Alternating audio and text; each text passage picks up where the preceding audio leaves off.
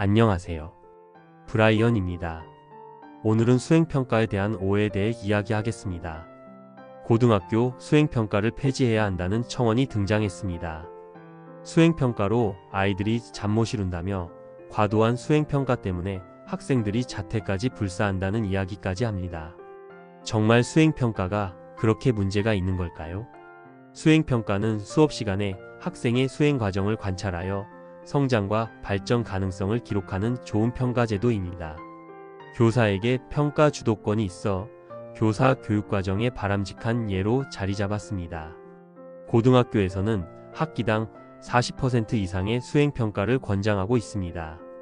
고교학점제 대입으로 불리는 2028년 대입에서는 학생부에 학생의 교과별 수행평가 비중과 수행평가명이 대학에 제공됩니다. 그 말은 앞으로 학생부 교과 세특의 내실을 중점적으로 평가하겠다는 말입니다. 그래서 올해 고1부터는 수행평가명도 예전과 다르게 평가의 기능과 목적 등이 드러나도록 달라졌습니다. 수행평가 자체는 수업 시간에 학생의 활동을 관찰하고 피드백하며 성장을 지켜볼 수 있어 바람직한 평가 방법입니다. 하지만 학생들이 수행평가로 밤을 지새우고 학부모나 사교육 찬스까지 쓴다는 말이 나온 이유는 과도한 양의 과제형 수행평가 때문입니다. 이른바 학생의 평가 목적보다는 교과 세특을 위해 형식적으로 실시하는 수행평가를 말합니다. 영어 에세이 쓰기, 창업 보고서 작성하기, 단편소설 발표하기 등 수업 시간에 시간을 주고 작성하고 제출하게 해야 하나 일부 학교에서는 과제형으로 이메일 또는 구글 클래스룸으로 제출받는 경우가 아직도 있습니다. 당연히 집에 가서 생성형 AI를 활용하거나 부모 찬스, 학원 찬스를 쓰면 퀄리티가 높아지고 만점을 받을 수 있는 거죠. 실제 이런 유형의 수행평가는 학생 대부분 거의 만점을 받습니다. 제출하면 만점을 받는데 안 하면 손해인 셈이죠. 결국 교과 세특을 쓰기 위한 활동에 지나지 않습니다. 원칙적으로 과제형 수행평가는 금지되어야 합니다. 교실에서 크롬북을 통해 책을 읽고 요약하며 정해진 시간 내에 제출 또는 발표해야 하는 것이죠. 과제형 수행평가와 함께 수행평가의 시기가 학기 말에 몰린다는 점도 학생들에게는 부담입니다. 한 학기는 약 4달입니다.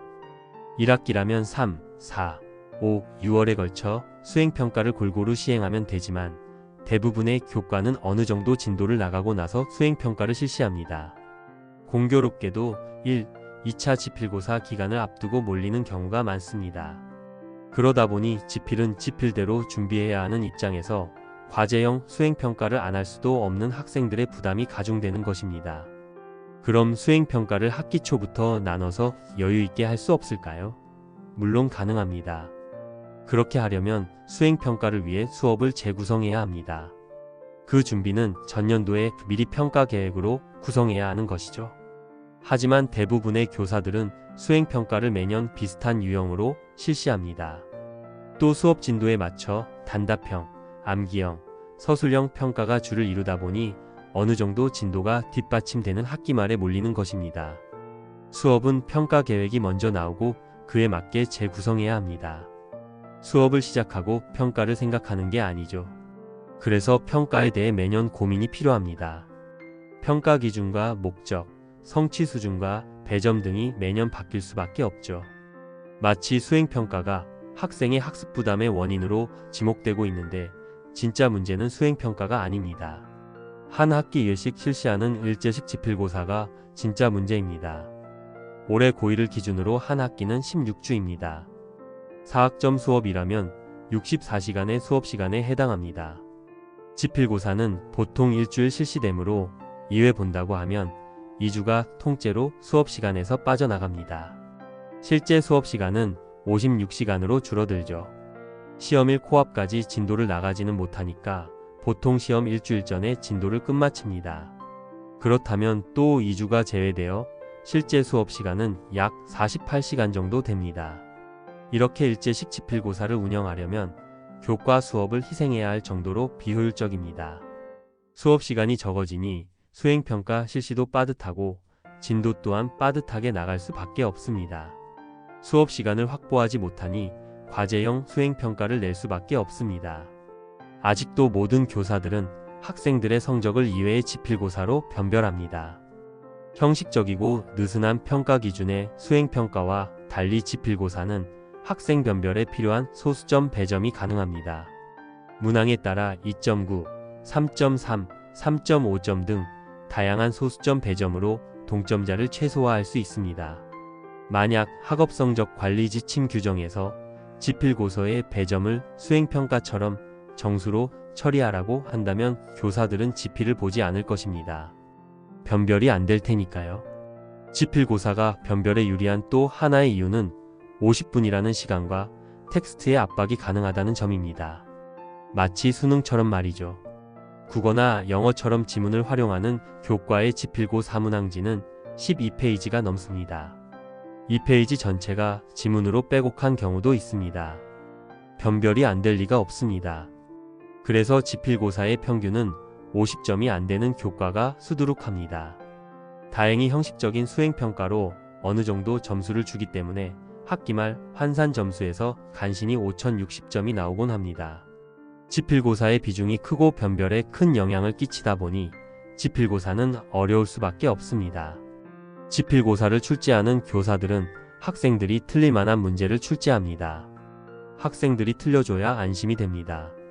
쉽다는 이야기를 들으면 동점자라도 생기거나 해서 1등급을 가르지 못할까봐 전전긍긍하게 됩니다. 그러다 보니 너무 어렵게 내려다 문항 오류를 저지르기도 합니다. 앞으로 점점 고등학교 내신에 관한 민원이 늘어날 겁니다. 학생들은 지필고사가 끝나자마자 학원 선생님과 문제의 오류를 찾아내니까요. 교사들은 지필고사를 내면서 2, 3주 스트레스를 받고 지필고사 후에 학생, 학부모 문제 오류 제기로 또 한 번 스트레스를 받습니다. 전국 모든 일반고의 풍경입니다. 정해진 시간에 정해진 장소에서 모두가 함께 보는 일제식 지필고사는 학생 과목 선택이 다양한 고교 학점제와는 잘 맞지 않습니다. 개인별로 시간표가 다를 정도로 선택 과목의 조합이 다양한 학생들을 한 반에 앉혀놓고 수많은 과목의 지필고사를 실시한다고 생각해 보세요. 우선 지필고사 일정이 길어지고 시험 과목 수도 크게 증가합니다. 2022 개정 교육과정은 융합이 핵심입니다. 이제 물리학과 윤리와 사상, 동아시아 역사 기행과 지구과학을 수강해도 어색하지 않습니다. 과거처럼 문, 이과로 나눠서 쉽게 보던 지필고사를 생각해서는 안 됩니다.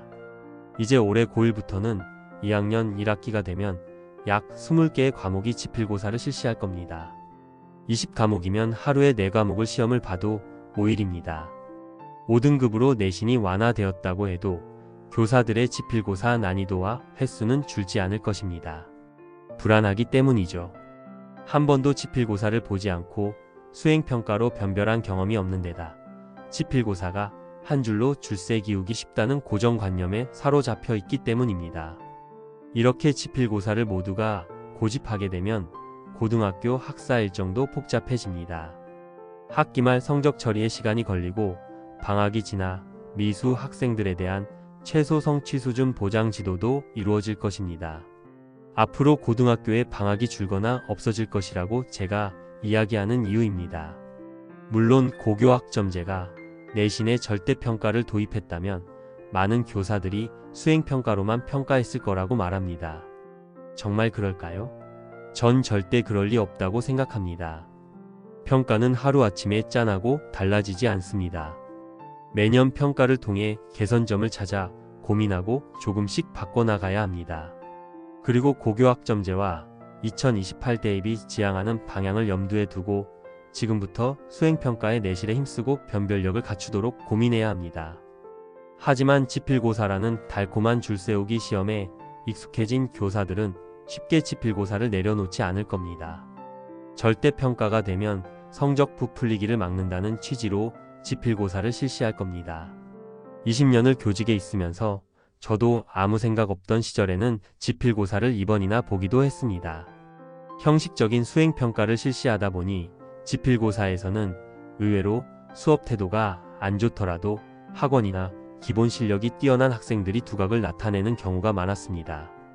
결국 수행평가의 난이도와 변별을 놓이고 지필고사에 힘을 빼기 시작했습니다. 작년부터는 9등급의 일반 선택 과목에서도 지필 없이 수행평가 4개 영역으로만 평가를 실시하고 있습니다. 학생들은 너무 좋아합니다. 지필이 없기 때문이죠. 정수 배점인 수행만으로도 읽고 쓰기, 논술 말하기, 작문, 발표 등 다양한 평가를 하고 변별도 가능합니다. 수업을 수행평가 일정에 맞게 재구성했기 때문에 3, 4, 5, 6월에 1회씩 총 4회 수행평가를 하고 나면 학기 말이 여유롭습니다. 독서활동 지도와 다양한 체험도 할 수 있습니다. 미수 지도나 학생들의 교과 세특을 쓰는 시간도 확보가 됩니다. 교사들에게 평가권을 돌려주라고 주장합니다. 수행평가가 교사 주도의 평가 권한입니다. 지필고사야말로 소수점 배점을 통한 줄세우기가 목적일 뿐 교육적 가치는 없습니다. 찍어도 만점이 나오거나 0점이 나올 수 있기 때문입니다. 빠듯한 시간과 엄청난 텍스트 압박은 학대와 같습니다. 자전거 타기를 평가한다면서 눈 감고 두 손 놓고 자전거를 타는 아이들이 높은 성적을 거둘 수 있는 것이 현재의 지필고사입니다. 그래서 저는 지필고사를 실시하지 않습니다. 수행평가를 매년 수준 높고 변별력 있게 학생의 성장과 강점이 드러나도록 바꾸려고 노력합니다. 학기 초부터 프로젝트 탐구 형태로 한 학기를 관찰하고 평가할 생각입니다. 제 수업은 학원의 도움을 받을 필요가 없습니다. 수업에만 집중하면 됩니다. 수행평가야 말로 교사 주도의 학생 성장을 이끌어낼 수 있는 바람직한 평가입니다. 아직도 동료 교사들에게 수행평가의 중요성을 이야기하고 지필고사를 줄이라고 충고하면 손사래를 칩니다. 난 그럴 용기가 없다고 말이죠. 용기도 근육과 같습니다. 자꾸 단련해야 강해집니다.